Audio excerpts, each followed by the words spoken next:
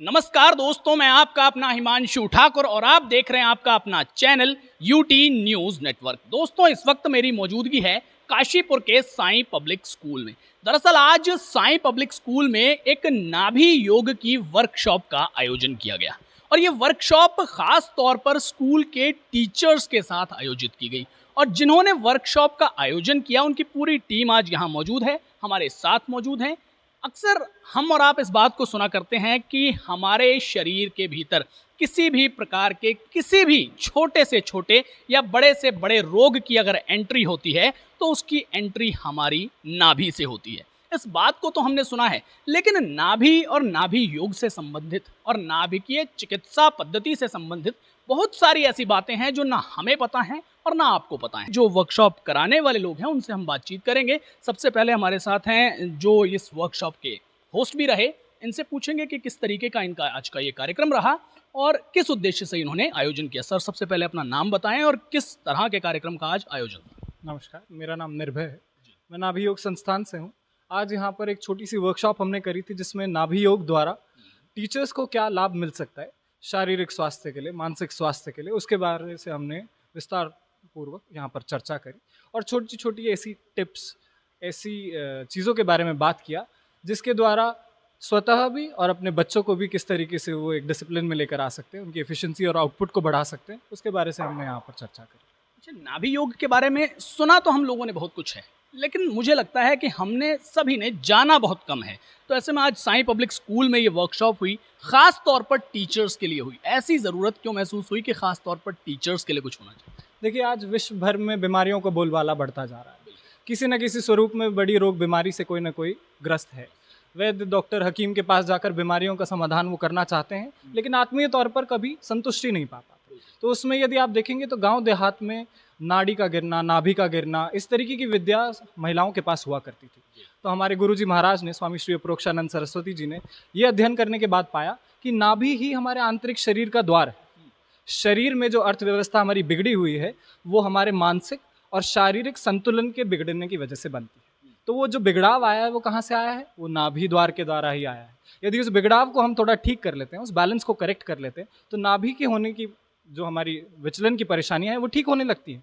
और जब ये ठीक होना चालू हो जाता है तो आदमी साधना के लिए तैयार हो जाता है। साधना का तैयार का मतलब ये नहीं है कि केवल आध्यात्मिक तौर से साधना। साधना का मतलब है स्वास्थ्य शरीर में फलने फूलने लगता है। तो स्वास्थ्य की प्राप्ति के लिए ही बिना किसी दवा दारू के माध्यम से हम नाभि योग के द्वारा अपने शरीर में स्वस्थ स्थिति लेकर आ सकते। ये विद्या हमारे पुरातन भारत में बिल्कुल अवेलेबल थी कि नाभि द्वारा छोटे मोटे रोग बीमारियों को मिनटों में ठीक कर देना। लेकिन इस विद्या के जो जानकार थे उन लोगों के पास लोगों का जानकारी की कम होने की वजह से जाना बंद हो गया, दवा दारू की तरफ रुझाव ज़्यादा बढ़ गया। तो ऐसे व्यक्तियों का जो ज्ञान था उसका तिरस्कार हुआ और धीरे धीरे ये ज्ञान उन व्यक्तियों के साथ जाना चालू हो गया। अब ये छोटी सी पहल हमने कोशिश करी है कि वापस से ये विज्ञान आए और इमरजेंसी के तौर पर प्राइमरी हेल्थ केयर में इस चिकित्सा पद्धति को हम वापस से गांव देहात में लेकर आ पाए। तो तमाम ऐसे ही विषय रहे होंगे जिन विषयों को लेकर के आज ये वर्कशॉप आयोजित की गई। स्कूल के जो तमाम प्रबंध समिति से जुड़े लोग हैं वो भी यहाँ मौजूद हैं। तमाम टीचर्स जिन्होंने इस पूरी वर्कशॉप को अटेंड किया वो भी यहाँ पर मौजूद हैं। सबसे पहले चेतन अरोरा हमारे साथ हैं। सर, आज ये पूरी वर्कशॉप आपने अटेंड किया, आपके ही स्कूल में आयोजन किया गया, क्या कुछ समझ में आया इस पूरी वर्कशॉप? इस वर्कशॉप से ये समझ में आया कि जो हम पुरानी पद्धति भूल चुके हैं और कितनी महत्वपूर्ण और यूज़फुल है हमारे लिए कि हम कुछ क्षणों में ही अपने शरीर को रिवाइव कर सकते हैं।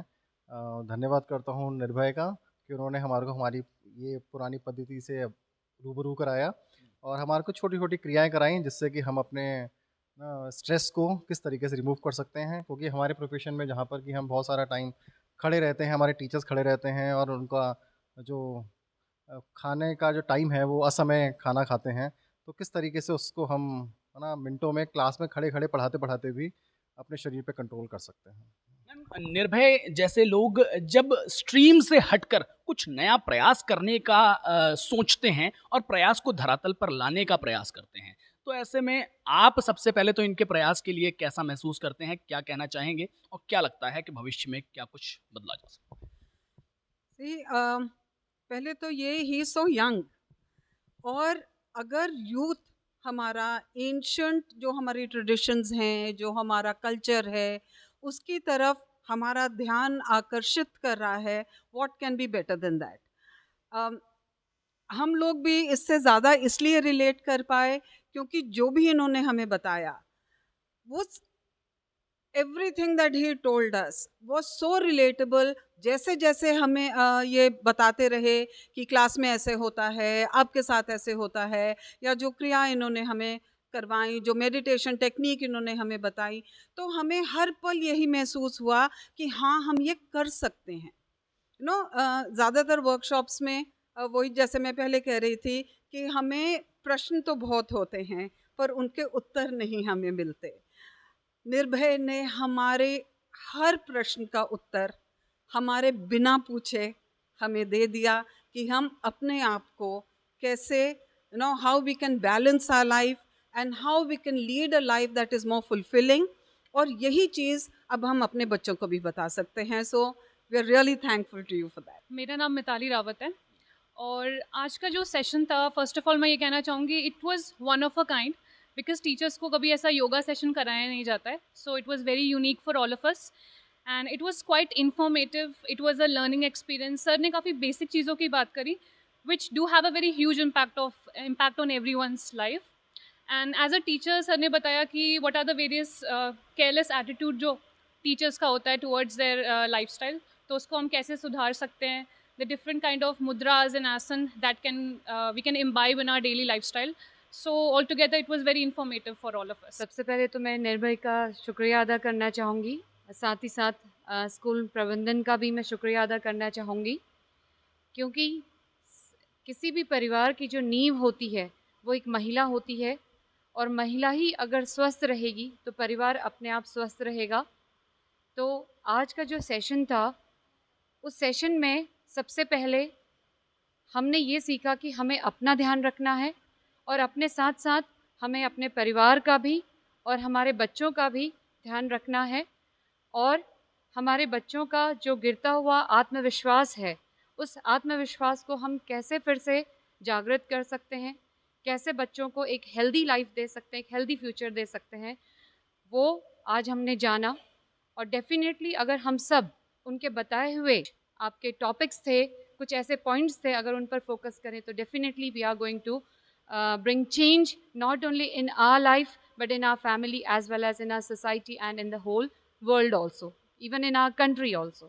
मुझे टीचर्स से जो उन्होंने क्या बोलते हैं रिलेट किया अपनी चीज़ को कि टीचर्स को अपनी हेल्थ का ध्यान रखना चाहिए, वो मुझे बहुत ज़्यादा टचिंग लगा।